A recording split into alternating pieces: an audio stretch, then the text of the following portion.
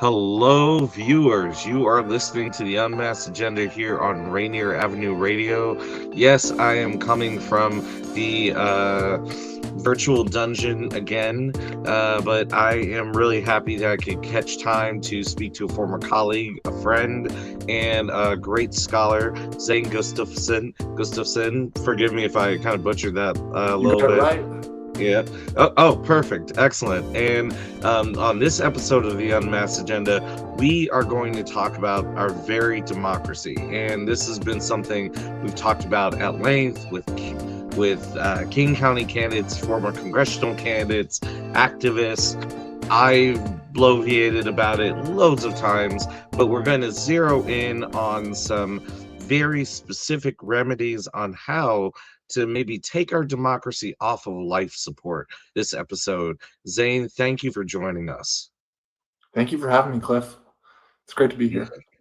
I know, right? From sight line to this, right? A right good line of sight. Ba-dum-bum. Okay, I'm sorry, that was corny.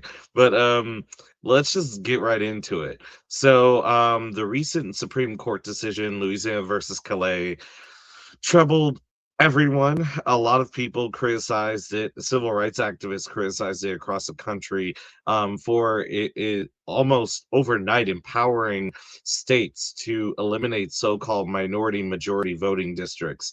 Could you talk a little bit more and break down this case for our audience and talk about maybe the ramifications of this? Yeah, absolutely. And I want to just start off by saying that the Louisiana v. Calais case ties directly into proportional representation. And that is the solution that I argue for in my book, Polemic for Democracy, and on my show, Ungerrymander America. And so, okay, how does it relate to proportional representation? You got to go back to 2020. Okay, in 2020, there's the US Census, and the US Census takes a census of everyone in America. And they find that the population of Louisiana is effectively two-thirds white and one-third black. Mm, And after 2020, the state draws its districts, and Louisiana has 6 congressional districts. And the state draws the districts so that there is one majority black district and 5 majority white districts. And mhm, in the South, race and party are very closely related. And so what this mhm, effectively means is that you get 5 Republican seats to 1 Democratic seat. mhm, Okay, so what happens next? Well, uh, groups on the left sue Louisiana under the Voting Rights Act. They say, hey, this isn't fair. There's 1/3 of the population is black in Louisiana, and you only gave us 1 out of 6 seats. We should get 2 out of 6 seats because that's 1/3. And the court in Louisiana, I think, says, yeah, that makes sense. You got to redraw 2. And so Louisiana redraws 2. And then Louisiana sues again, or the Republicans in Louisiana, I don't remember exactly who it was, but they sue and say, hey, this is ridiculous that you're making us do this. It goes all the way up to the Supreme Court. And the Supreme Court says, actually, Louisiana, not only do you not need to draw 2 majority black districts, you don't even need to draw 1. And mhm, they just undo the entirety of the Voting Rights Act. And this has been uh, a pet mm. project of the Chief Justice, John Roberts, since he Yeah, was a lawyer in the Reagan administration in the 80s. He has had his sights on the Voting you Rights can Act. trace everything back And to Bergen. yeah, yeah. Yep, And so this was kind of I think, the third case that has really destroyed the Voting Rights Act. The other yeah, one was Shelby County, which destroyed a mhm, different provision of the Voting Rights Act like 10 years yep. ago. Yeah, I believe that was back in 2011, right? Somewhere around there. Yeah, so I mean, we're talking about a project that has been well in the works, and I'm glad you brought up Shelby v. Holder because it's always a pet peeve of mine that no one talks about that no one talks about how that eliminated pre-clearance, and then overnight you had all of these voter ID laws and different barriers put in place, signature matching, and really like modern day literacy tests like put in place, except in this case, they called it election security, which has all historically been a claim that they've used to disenfranchise black and brown voters, right? Right. Well, and you see the exact same thing in the aftermath of this Supreme Court decision, Hmm. where in addition to Louisiana, I think it's Alabama, Yep. Tennessee, Florida, a couple other states as well have redrawn their districts or are in the process of redrawing their districts Hmm. to eliminate majority black districts. And the the court is basically saying you're allowed to gerrymander based on partisanship as long as you don't explicitly say we are gerrymandering because of race, it's fine. So all they have to say is, oh, no, no, no, we didn't draw that because it's black people. We drew it because it's Democrats. Right, right. And Yeah, so no, as long as, it's wild. It is wild. It is truly the kind of post-racial logic taken to an extreme on a national level. And but correct me if I'm wrong, but the same kind of post-racial logic had went into Shelby versus Holder, and also there was another one recently. Yeah, forgive me, I forgot. But basically them saying the South of the 1960s is not the South of 2026. So therefore, you can gerrymander for partisanship, even though that on the face of it is just wild to me. But just make sure you don't say it's because of black people. right, right. Ruth Bader Ginsburg famously put in her dissent in the Shelby County case that this was the equivalent of throwing away your umbrella because you aren't wet, Right. because it was working. It was Yeah. working. I mean, it wasn't working. It wasn't working for some people. It wasn't working Ah, for, yes.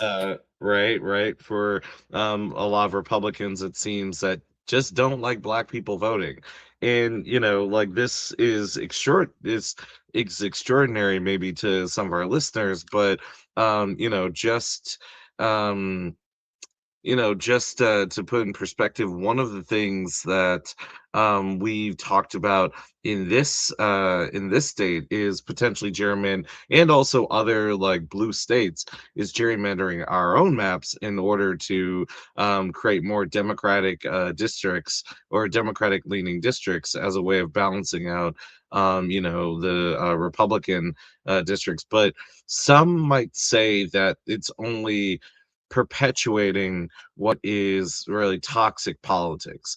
I'm curious about your take on that. Is it really an effective tool, you think, or is it just making a bad situation worse? Well, I think you put it really well there. I want to break my answer and my perspective into short term and long term, because I think in the short term it does make sense, because there is this, we live in a two-party system, and so if you aren't electing a Democrat, you're electing a Republican. And if the gerrymandering is um, being accelerated on one side, if you don't respond in kind, you just lose. So I do think that Democratic states should be willing to redraw their maps. And I actually, just as an experiment for myself, I redrew the state of Washington's map, which is Hmm. currently 8-2. We have 10 representatives here in Washington. Hmm. And I redrew a map for a 10-0 Democratic gerrymander. And this map, I will send it to you, Cliff. It is atrocious. It is an eyesore. It looks like a spiral where Seattle is the center, and it's like a sliver of Seattle goes out into every part of the state. Oh my So god! yeah, yeah, Like even like as far east as like Spokane and oh yeah, Pullman, like the Idaho. Really? yeah, Real yeah. wow, that would just I would imagine that Eastern Washington would actually try to sue to secede or to launch they'd probably launch a ballot measure that night to secede. Oh yeah. Well, and when I drew it, I have a graphic, and the title of the graphic is "Gerrymandering is bad," because this Right. would be very bad. because I think it's very important to have multi-party representation. And so Mm, I want to now get to the long-term part of my answer about how do we break out of this vicious cycle, because it is a vicious cycle. And the answer is proportional representation. mhm. And Wait, so, before you dive into that, one yeah, thing I forgot to mention at the top of the show that I want to mention now, because I have a feeling you're kind of going there, is you're also an author. And oh, wait, what is this? I have a copy right here. Oh, okay. They can't really see it. There you go. oh, there we Uh, go. Polemic for Democracy. I got mine signed. What now? Yeah. But yeah, like you're, an author, and proportional representation is the crux of your recommendations in this book, right? Yeah, about half of the book is filled with maps of all 50 states. So what I did is I redrew the map, the congressional districts for every single state, to draw them in such a way as to ungerrymander America, and to draw them so that there are multiple parties in every single state that have a chance to win office. Mm.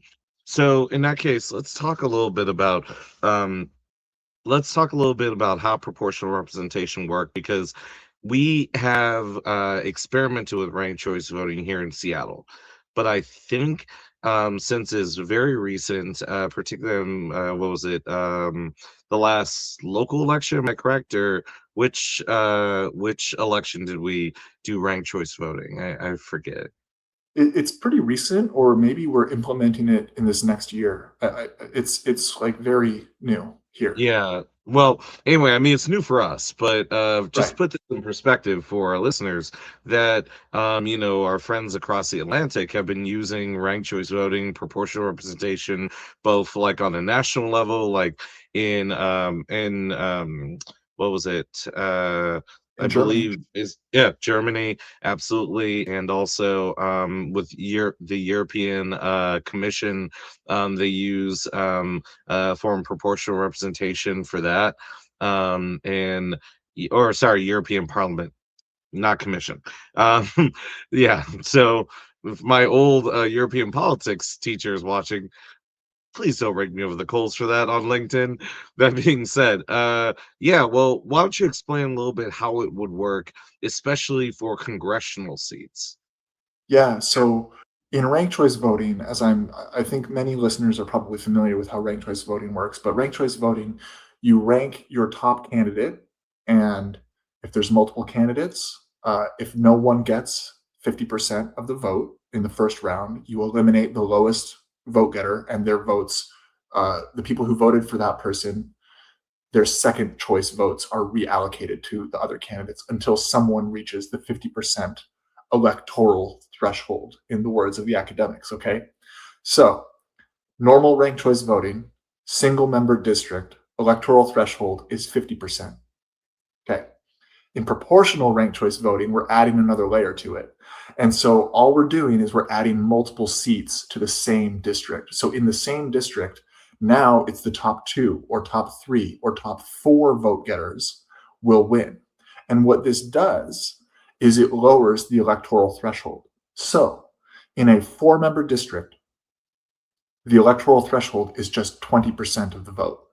So that means if you have seven candidates, the top person is probably going to get 20%. They're in. Mhm. Boom. They're in. Maybe the second person only gets 18%, but you eliminate the seventh place person, and eventually your top four will all reach 20%, and you get the top four vote getters. And what this means for in terms of gerrymandering is that you can't gerrymander. It is not possible because America is not so divided that you can't get 20% of the vote in any place really for either the Democrat or the Republican. It's just not, Mm, we're not that divided. right. Uh, yeah, Interesting. That, you know what? It's interesting that you say that, because I was looking at something, or something. I just got a ping about about the amount of Democrats that have voted for funding for Israel. And I know this seems like, or particularly weapons for Israel. And I know it seems like a weird off the ball thing to mention, but I was so forgive me for looking down for a sec, but it occurs to me when you were talking about when you were talking about um, the ranked choice voting, how there are so many, like the majority consensus. And this is true even amongst, and I use this as an example, both with Democrats and Republicans are very wary, with Democrats being outright, at least when polled, the majority oppose more weapons funding, more aid for Israel's genocide and its war on Iran. With Republicans, you have a minority, but a very large minority. I think it's about 30%, 30 to 40%, which is significant, that oppose continued aid for Israel, and particularly what I find interesting is how even though the MAGA movement has taken over the Republican Party, that time and time again there are issues like that when it comes to healthcare, when it comes to student loan forgiveness, when it comes to all of these things, that you'll find that people that identify as Democrats and Republicans actually agree on economically on very progressive things, but they are unrepresented because of this majoritarian system. So it sounds like ranked choice voting, if I understand it correctly, that you can rank your first, your second, your third choice, and if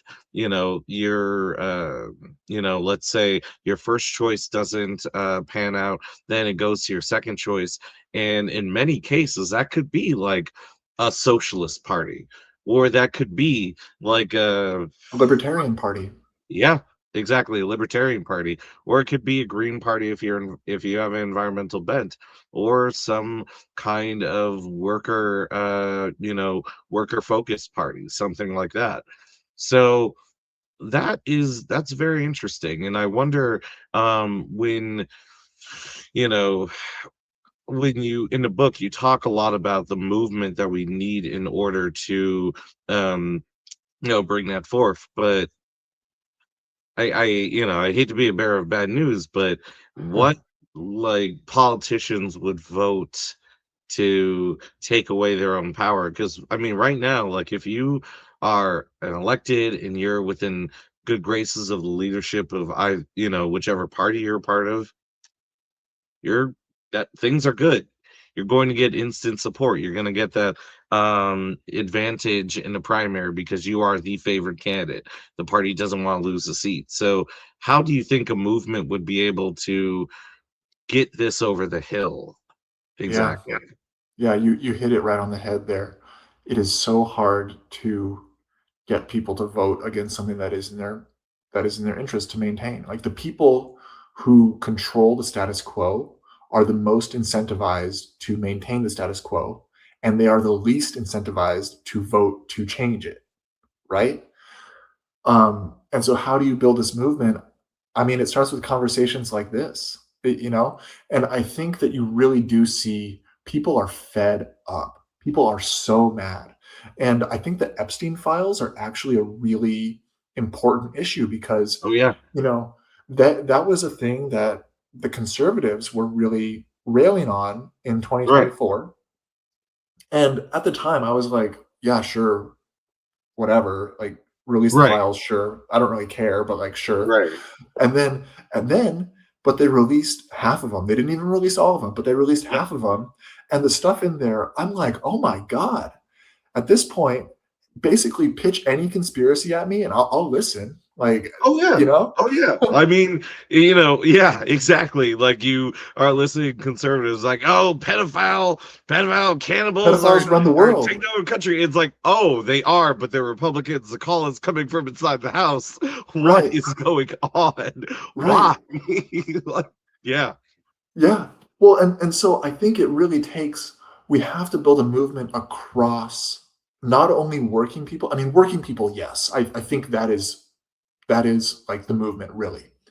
But you also need to we need to build a movement with people that voted for Trump once or twice. you know?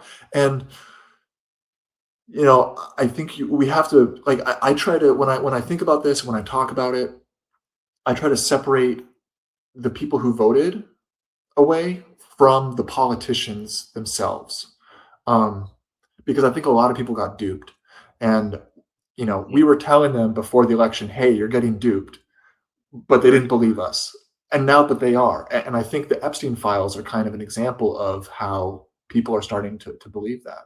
And there's a candidate running as an independent in a district, the Spokane congressional district, and he's running as an Mhm. independent against a Republican incumbent. And I think he's got a Mhm. real shot. His name is Nate Powell. Oh, I've And heard of him. yeah, yeah, yeah. I I want to talk to him on my show. I think he's like a firefighter, and Mm. he's talking about working people. Like that's his rhetoric, that's his messaging. And I don't know everything about him, as to why he's running as an independent and not as a Democrat. But Right. I think someone like that, that's part of this movement where he doesn't want to be beholden to either of the two political parties.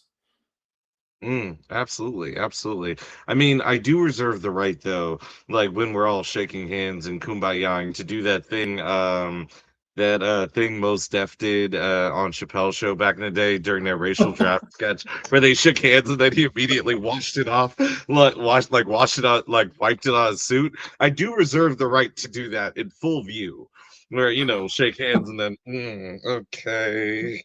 Because but in all seriousness though, I absolutely think you're spot on. Like and it's fascinating because we're seeing more and more candidates, at least from like yesterday in Maine. Graham Planter won the Democratic primary, and he is a very outspoken progressive, someone who had sexual harassment allegations thrown at him very last minute, someone who has flirted with the far right, even had a neo-Nazi tattoo, and when he found out, got it removed. Like someone who is not perfect, but it espouses a politics that's outside of the kind of normal moderate message, then leaning more into a left populism. But one thing I, just kind of want to throw at you though, speaking of independence, is let's talk about the state of like independence and third parties now, because we're talking about what if we could have a multi-party system, but let's talk a little bit about the barriers, because Yeah. you say Nate Powell has a chance, and I have no doubt it. I have no doubt about that. I've seen several Democrats try to go up against Catherine McMorris Rogers, and from working at district, I know, or that part of the state for a little bit here and there for a weekend or so stint. Yeah, it's very much red right now.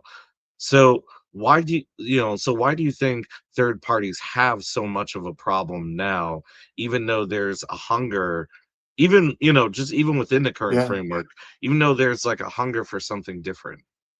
Yeah. Well, it goes so there's two reasons. One is the voting system, as we already kind of Yeah. talked about. So that is a hurdle because you have to get 50%, and that's very difficult.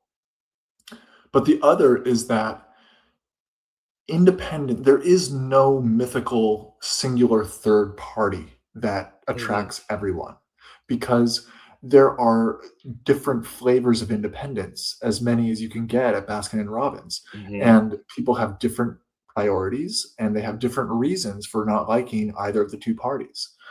And so it's very Hmm. difficult to unite them on a specific policy issue, except perhaps their anger at the establishment.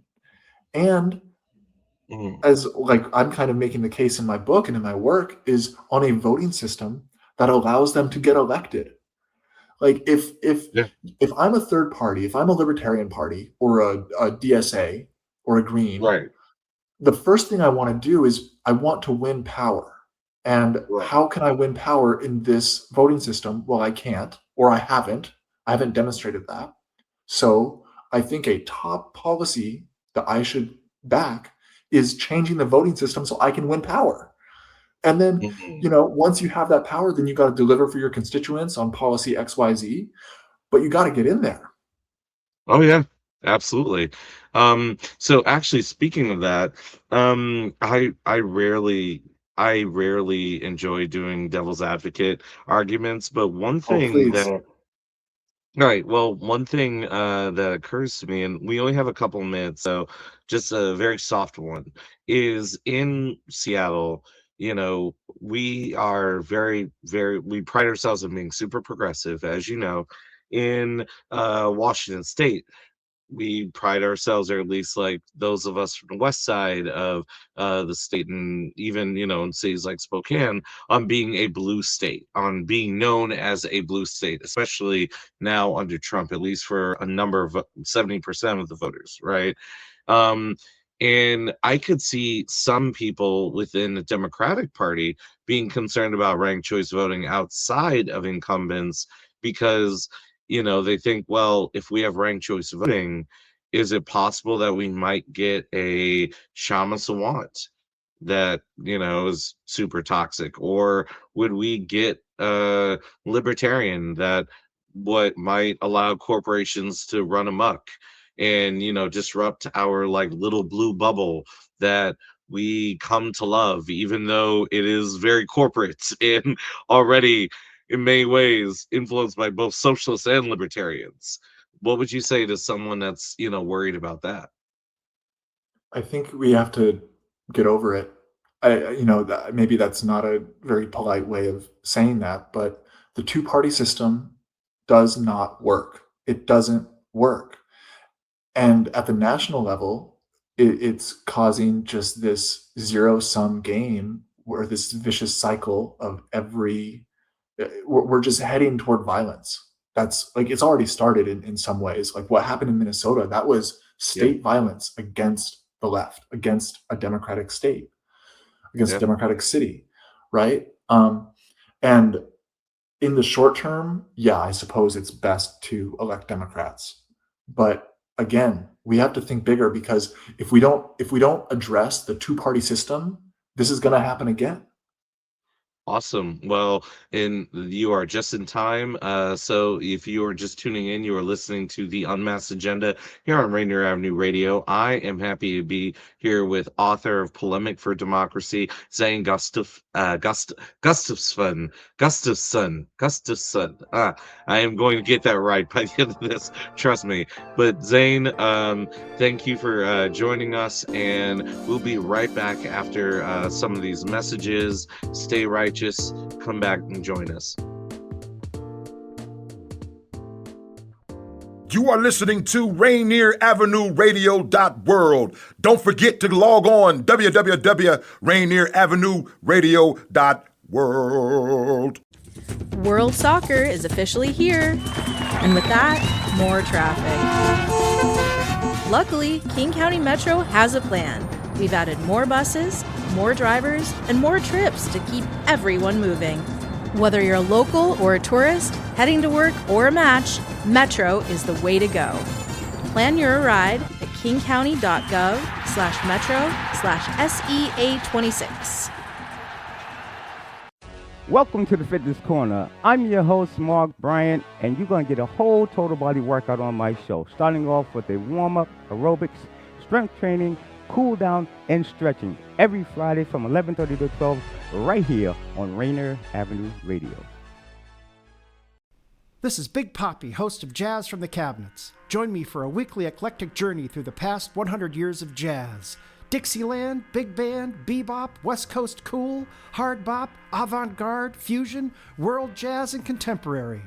Jazz from the Cabinets with Big Poppy on RainierAvenueRadio.world premieres every Tuesday at 6 p.m. and is rebroadcast Thursdays at 3 p.m., overnight from Friday to Saturday at 2 a.m., Saturday mornings at 10 a.m., and Sunday evenings at 5 p.m.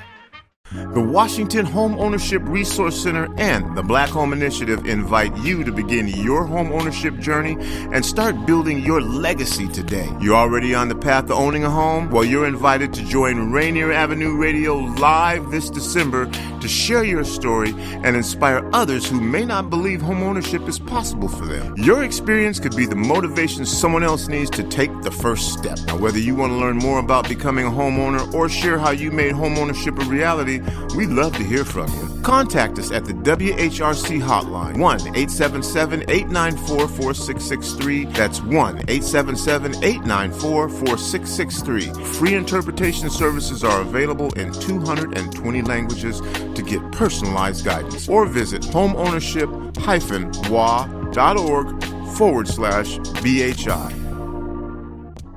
Here with the Rainer Avenue Radio Traffic Update. You can listen to us in your car 24/7 anytime by downloading the free TuneIn app. Once you do, search Rainer Avenue Radio. And remember, do not curse out your fellow drivers. This has been your Rainer Avenue Radio Traffic Update. And all right, we are back. Hello, viewers. You are listening to the Unmasked Agenda here on Rainier Avenue Radio, and I am, of course, your friendly neighborhood agitator, Cliff Cawthon, your host, and I am with Zane Gustafson. And yes, I actually got it without breaking. Excellent. Thank you for joining us. So, your book, Polemic for Democracy. We've talked a lot about the state of democracy matters in America right now. How did you come to write this book? Yeah, so I started writing the book in February of 2023. And at the time, I was in Colombia, South America, actually, on a personal and professional sabbatical. I was so burned out after COVID and grad school and years working at a think tank, and I was just so tired. I needed a break. And during that time, I took some time off to think, and I was just thinking about how dysfunctional America is. And I was like, how are we going to get out of this cycle, this vicious cycle of dysfunction? And I decided, well, you got to go back to the founding documents. You got to go back to the Constitution itself and the laws in it structurally. How do we restore checks and balances and the legislative branch to what the founders intended, which was for the legislative branch to be the preeminent branch of the government? And that was kind of the impetus for the book. And so that's how I got to all these ideas about how to restore the legislative branch to its rightful place. Wow, it's interesting. And it's interesting too that on two levels. One, Colombia has had its own history of both U.S. intervention and meddling in the democratic process down there, but also within that context that you were kind of had an epiphany about our founding that I think a lot of people really take for granted, because for a lot of, well, pretty much every single country at that time had either an absolute monarchy or dictatorship, and very Right. few outside of maybe the Dutch and Yeah. outside of some landed what was it a The landed conference gentry. of land what The landed gentry. exactly, a conference of landed gentry in Germany deciding who was going to be the Kaiser. That, and of course, well, yeah, actually I paused for a second. I was like, oh wait, no, that was 1789 French Revolution. But yeah, at the time of the American Revolution, there was really no democratic experiment that specifically invested that much power in the legislature, because for monarchs and suzerains, you wanted to start a war. You started a war. You want to spend money on something. You want to spend money. I guess maybe, I don't know, Trump's mind has gone back in time, because that's how he'd like to run the country. But Congress has the power of the purse. The Congress is supposed to decide when we go to war. Recently, there was a war powers resolution passed the House, I believe, so limiting Trump's ability to wage war in Iran. And I can go on, but our legislative branch, Congress, has an insane amount of power, If they or at choose to least, use it. yeah, if they choose to use it, and so far they haven't. So I say all that to say, it's interesting that now, taking it back to its like fundamental principles in your book, one of the things that I notice you do really well is that you trace the maldistribution of political power back to slavery, Yeah. right? Can you expand a little bit on that to our listeners? Because you break down the math really, really well, going from the founding of the country and all the way into, all the way to the beginning of the Civil War, and how the slave states, time and time again, even though they had a smaller free population, they had more voting power than Yeah. their counterparts in free states. Right, exactly. And I mean, this basically, I quantified the 3/5 clause. That's basically what it is we're all familiar with what the Yeah. 3/5 clause was, right? But what it did is it allocated more voting power to whoever had that voting power, right? Which was the free whites in the South. And so what I did in the book is I compared the voting power of the free whites in the South to the free whites in the North. Hmm. And what I found was that 25% more power. Let me say it again. Numbers are hard. Yeah. If I voted in South Carolina, which Hmm. had historically had the highest black population, had the highest slave population. Prior to the Civil War, it was actually more than 50% slave population, enslaved people, which was Wow. crazy. When I didn't know that it was that high. It was Oh pretty yeah. crazy. Oh yeah. Yeah. And so South Carolina's voting power for a white person, for a free white person, was more than 50% the voting power of a free white person in New York or Massachusetts. And Mm. so that, that was shocking to me to see how much the math was. And overall, as the South, on average, from 1790 to 1860, 4 votes in the South was equal to 5 votes in the North on like an individual level. Wow. Okay, so in that case, I'm just gonna throw a interesting curveball at you. Something I think about just on and off. What do you think the impact would be on our elections if we allowed felons to vote, like while they were incarcerated? Oh, I have no idea. I know that the felons, like incarcerated felons, are disproportionately people of color. So I guess, but I don't know how many. Is it? It's a couple million people, though, right? Oh yeah, yeah. So I mean, the population of Washington State prisons. Let me just really quick population, Washington State prisons.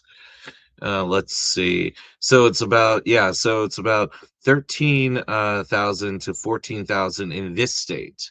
So in the good news is, apparently, according to the Prison Policy Initiative, that apparently the even though the prison population increased between 2021 and 2023, apparently, that the peak was at 2020, it's 2017, but it's gone down by like 26% or so. So anyway, but yeah, so across the country, I believe it is about over a million people. Hold on. USA prison population. I mean, I'm in favor of universal suffrage for voting. Like, I think everyone, including convicted felons, should have a vote. So 1.8 million. 1.8 million people. That is a lot of people. That's a Yeah. lot of people. I mean, it's certainly enough to swing an election. I mean, Oh yeah. the last 2 elections, when you look at the Electoral College, have been decided by less than 200,000 votes across those key states. And, I talk about in the book, I'm in favor of abolishing the Electoral College. I think we should just have a national popular vote. But even so, the national popular vote in 2000, it was 500,000 people. That was the margin. And so if you have 1.8 million more people voting, I don't know exactly how they would vote. I would imagine that they would vote demographically similar to the Yeah. demographic body outside of prison, but who knows? Yeah. Exactly. And also I was just doing some more digging. By the way, I'm gonna do a mea culpa, and everyone gets their one chance to call me out on this because I am a notorious critic of AI, but I just randomly looked it up, and according to Google's creepy AI, thank you, Google, apparently, always watching, always watching. But Texas, California, and Florida have the highest raw number, but Mississippi and Louisiana hold the highest incarceration rates per capita. So you hit the nail on the head that, universal suffrage, right, is not something that we have. We have conditional suffrage, but it's not universal. Like, not everyone gets a vote. And I think and I always argue that our prison system is the rehabilitated successor to the slave system due to a number of factors. And just it to me, it feels like a very interesting thought experiment. Whereas Mississippi, Louisiana, Florida, Texas, all states that are very diverse, that have a younger population, workers earn less on average, and on top of that have booming industries these days, and high infrastructure needs, and basically places where the working class lives, but their policy preferences, at least when you talk to them, don't seem to really translate, right? And on the other hand, you have a core of people that do vote in those elections. And correct me if I'm wrong, but Texas is the one of the big states to redraw their maps, in addition to putting several I tend to call them anti-voter ordinances, or rather anti-voter laws, in Sure. place. Am I correct? Yeah, I mean, Texas is the one that kicked off this whole gerrymandering mess. Like, Yeah. obviously, gerrymandering existed before Texas redrew its maps last summer, Right. right? Gerrymandering has existed since the founding of the country, frankly. Um, Fun fact for listeners who don't know, the word gerrymander comes from the Massachusetts governor in the 1810s. His name was Elbridge Gerry, and he redrew the maps in Massachusetts, and one of them looked like a salamander. Oh my And someone in the newspaper was like, "That's not a salamander, that's a gerrymander." And that's where we get the word. Oh Anyway, Lord. Well, that is but your wild. point about your point There's about to see a Texas, book of like different maps, like different congressional maps that just look like animals, because there's a bunch that look like snakes, dragons, horses, yeah, wild stuff. yeah. There's one that looks like I think it's called Mickey kicking Goofy. It looks like cartoon characters. It's so crazily drawn.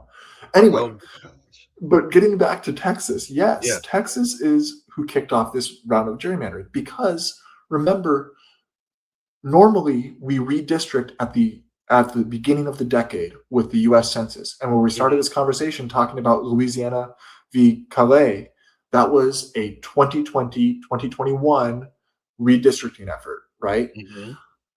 And so redrawing your districts in the middle of the decade doesn't happen very often. And so that is what's going on now with Texas.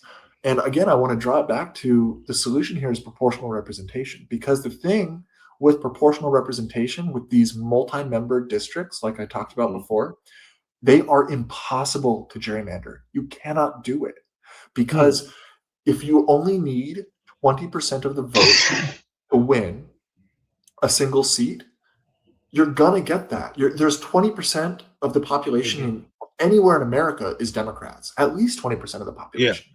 And outside of the like bluest of blue, densest part of the cities, you get 20% Republicans easily. Mhm. in most of the country. Like most of the country is at most like 65-35 split. Right. Yeah, and so with those maps, with those kinds of districts, it actually doesn't even really matter how you draw the lines because gerrymandering becomes effectively impossible, which is what I show in my book. And I did all the math and I did the analysis and I made a bunch of graphs. It was actually really fun. But that's what's fun for me, I suppose. Who, yeah, hey, I'll tell you right now, brother. Like you're looking at someone that, as a child, would just like open an atlas and would just look around and say, "Ooh, this is interesting. Oh, this place is this far from this place. Oh, this would be interesting." Just thinking about geography and all the interesting wrinkles therein. But also, just to expound on this a little bit more before going into another question, um, that looking at the list, so Texas, California, just in order: Texas, California, Florida, Georgia, Ohio, Pennsylvania, Arizona, New York, Michigan. Correct me if I'm wrong, but all except one of those in Virginia. So all except for maybe two of those, depending on how you feel What's about this list Virginia. of? Oh, sorry. The list of top 10 states by total prison population. Sorry, Oh, I okay, should yeah, have mentioned this. So these states have the highest number of prisoners, just raw numbers, like gross numbers, right? Not per sure. capita. So it occurs to me the interesting thing about this is, I mean, some people argue Virginia's still a swing state. We'll see about the next election, see how much that holds. But all except New York are solidly swing states. Or, I mean, New York and California. Sorry. New York and California. Knock on wood. Hopefully the gubernatorial race goes well. We'll see. But, all of these states except New York and California are swing states. And we've seen them swing in recent elections. So, Yeah, I just with what you're saying, if in addition at 20% you add prison population, like add, those folks, one person, one vote, and logistics be damned, right? I mean, you can get all sorts of stuff in and out of prisons. I'm sure you can get a ballot in and out of prison, right? Like you can if private companies can supply prisoners with food that's not fit for human consumption, then I'm sure we can, mail ballots into prison and get them out, right?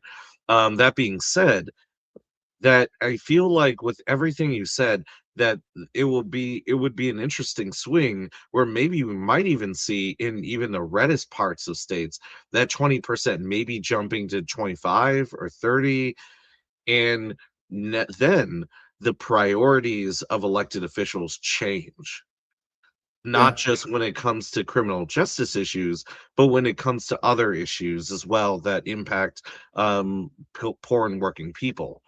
um yeah. right. Well, and one thing that you said about so prisons are often in rural places, like Yeah. location-wise, and I'm fairly certain that the population of the prison is used to increase the number of people in that district. They are counted as living in that district, but then they Wow. are disenfranchised, so they don't get to vote.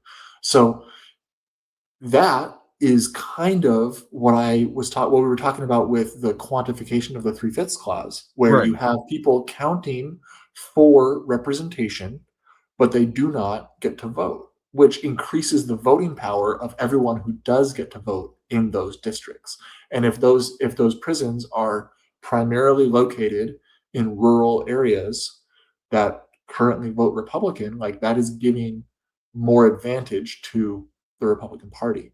I would need to look at the numbers to actually like Yeah, quantify that yeah. and figure out how much of an impact that is. But the logic, I think, is pretty sound. Who knows? Maybe I could be book two. You're welcome. Yeah, just be like, you know what? I think back to when Cliff brought up this random idea. Yeah, just, oh man, it reminds me of when we worked together, and I would just go over to your desk. It's like, hey, Zane, what do you think of this? And you would just vice versa, and we would have these really great conversations. But anyway, so I want to just this is something that was atop the news recently.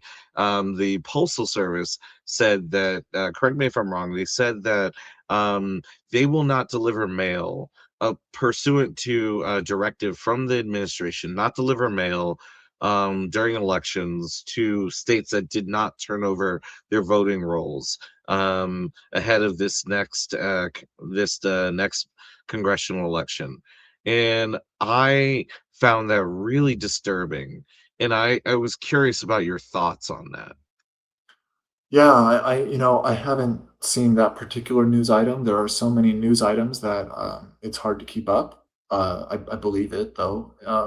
To me, it's just par for the course for this administration in terms of what they value, and they don't like democracy. That's the core of it here. Mm, And this administration lies about everything, but especially they lie about mm, elections. And to them, any election they do not win is illegitimate. And that's what we saw with January 6th, 2021. And frankly, I think we're going to see something. I think we're going to see similar level of lies following the midterms. I mean, leading up to the midterms, there are already claims about California's election being rigged in this last primary, even though uh, the results obviously are not rigged. And even right, like if you were to rig them, you wouldn't rig them this way. And it's not right, consistent. There's no consistency. The logic doesn't make any sense. But they right. just claim that because to them it's illegitimate because they don't want to give up power. And ultimately that's what democracy is being willing to give up power within the system. That's what it means to be a democracy. You have to be able to lose and go on with your life. And we had that for nearly 250 years until 2020 and 2021. And that includes, shockingly, that includes 1864 because the Yeah, president, James Buchanan, left the White House, no problem. We had other states, the South seceded, but he left no problem. So right. it's just kind of crazy.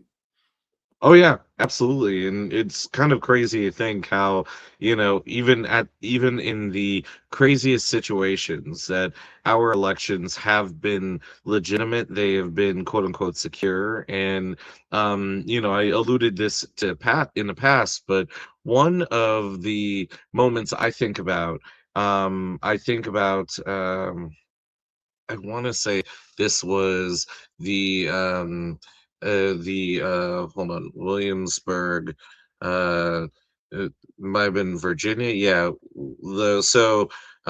in the let's see, in Williamsburg, Virginia, in I want to say 18 was it in 18 60, hold on. Yeah, um I believe it was like 1876, or it was shortly after the end of Reconstruction. So probably like Mm. 78. But one of the was it one of the things that, well, moments in our history that we don't really address is in 187 in yeah so in okay, there you go. So in um I believe it was 1879, you had a group of black and white people who were able to win elected office on local level in Williamsburg. And what Is it in happened North was you Carolina? essentially say what? Is it in North Carolina? Oh yeah, sorry, North Carolina. Yeah, so thank you. Okay. So not Virginia. Yes, North Carolina. My apologies. Wilmington massacre. Okay, Yes. 1898. Sorry. Forgive me. It's been a long day. 1898, Wilmington, North Carolina. You had black and white people stand for election, and you had black people win local office. And effectively, you had a racial coup d'etat. A white mob rose up and throughout, like killed and ran the black victors out of town and a number of their supporters, and installed an all-white local government there. And we don't talk about that, but recently there was a comparison drawn to January 6th. And I just bring that up because there's a real history of racial violence when it comes to sour grapes around elections. And I think, that's what makes this election denialism, and the fact that just recently on 60 Minutes, or was it CNN, where Trump crashed out recently on camera. Oh, Yeah. uh, yeah, that was with Kristen Welker, right? Yeah. Was it CNN or 60 Minutes? Well, I think she might be on NBC. I don't know. It was Kristen oh, Welker. She's a great journalist. Oh, absolutely. She was asking great questions. She was even at one time really just begging him to stay and to focus on just answering the questions, and even apologizing for making him slightly perturbed, which, the I gotta say, it was fascinating to watch the president of the United States be treated like a child. And not in an Yeah. offensive way to him, but in a way where you placate to a unruly child in a grocery store, right? When you're attempting to like calm them down in this very polite and very measured kind of new wave, like parenting way, right? But yeah. So before we wrap everything up, as we wrap everything up, I just want to give you some space to talk about what do you think we should do moving forward in this state? Because right now the federal situation's a mess, and we live here in Washington State, so which has been pretty progressive so far. What do we Oh do? man, that's I have so many thoughts on what we can do. I mean, I think we gotta We only gotta got a take minute, care of. fortunately. Sorry? We only got a minute, unfortunately. I know. We gotta take care of ourselves. We gotta I think we have to model to the rest of the country what we want to see. And to me, that means modeling proportional representation and showing people that this can work. And the thing is, it's actually good for people on the right side of the aisle, because the people that make up the Republican Party, there are different factions. And I know a lot of libertarian types in Washington. A lot of them live out on the east side of the state. They're not happy. They don't like MAGA, or they don't like a lot of the stuff that the Republicans are doing nationally. Some of them do, obviously, but Mhm. I would love to see a real libertarian party in Washington State. I think that could be a real party. That I don't think it would be a majority, but I Oh think it yeah. could. I think it could win a couple of seats, and I would love to see coalition, multi-party democracy in Washington State. That's what I want to see. Hmm.